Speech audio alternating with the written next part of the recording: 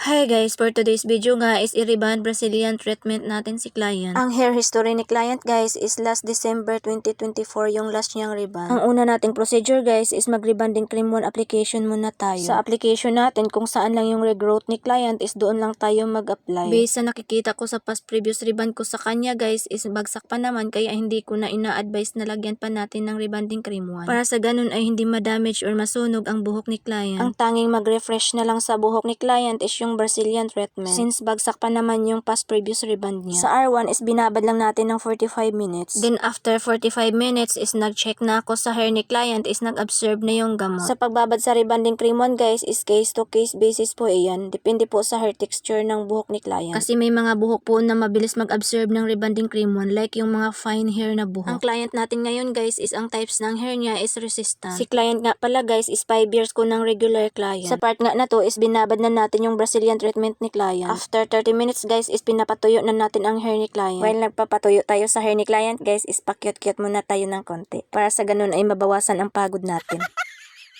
Sa part nga na to guys is binabad ko na yung neutralizer ng 15 minutes. After all process, ito na yung result ng hair niya. At ito naman ang kanyang feedback. Thank you for watching guys.